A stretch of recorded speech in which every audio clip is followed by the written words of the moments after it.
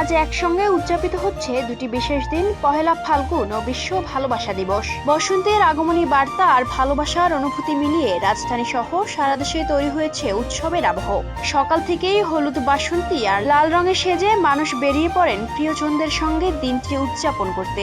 আজকে বসন্ত প্লাস হচ্ছে Valentine's day, দুইটাই খুবই উৎসব মুখর দিন আমাদের জন্য। আমরা আমাদের নতুন বাংলাদেশের প্রথম দিনটা আমরা সেলিব্রেট করতে বের হয়েছি, তার উপর হচ্ছে বাঙালিদের এত সুন্দর একটা উৎসব, কালারফুল উৎসব, খুবই ভালো লাগছে। পরিবার নিয়ে বের হয়েছি। ফ্রেন্ডদের সাথে বেশি ভালো লাগে, ফ্রেন্ডরা মিলে একসাথে আড্ডা দিতে বা ছবি টবি তুলতে। আর যারা কাপল নিয়ে আসছে ওদেরটাও ঠিক আছে, কাপল আছে এই জন্য নিয়ে আসছে, আমাদের নাই নিয়ে আসে। বিশ্ববিদ্যালয় ক্যাম্পাস, পার্ক, উন্মুক্ত প্রাঙ্গণ ও বিনোদন কেন্দ্রগুলোতে ছিল উপচে পড়া ভিড়। তরুণ তরুণীরা ফুল হাতে শুভেচ্ছা জানিয়েছেন ভালোবাসার মানুষকে।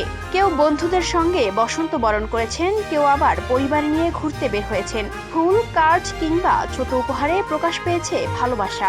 আমি তোমাকে অনেক কষ্ট করে অর্জন করেছি, আমি অর্জন কখনো হারাতে চাই না। আমি এবং আমার ফ্যামিলি সহ সারা জীবন যেন তোমার কাছে থাকতে পারি, তুমি যেন আমার কাছে থাকতে পারো, আমি এটাই চাই।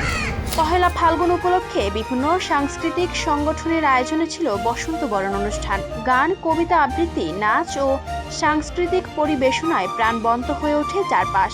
প্রকৃতিতেও মিলেছে বসন্তের ছোঁয়া, গাছে নতুন পাতা, শিমুল পলাশের লাল আভা আর মৃদু বাতাস যেন উৎসবের অনুভূতিকে আরো গভীর করেছে।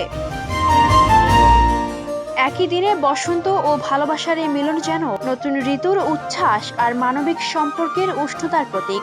ব্যস্ততার নগর জীবনে একটুখানি থেমে মানুষ ভাগ করে নিয়েছেন আনন্দ, সময় আর অনুভূতি। বসন্তের রং আর ভালোবাসার আবেগে দিনটি হয়ে উঠেছে প্রাণের উৎসব, যেখানে প্রকৃতি আর মানুষের হৃদয় মিলেছে এক সুরে। Ayesha Akter Swarna, Campus Times.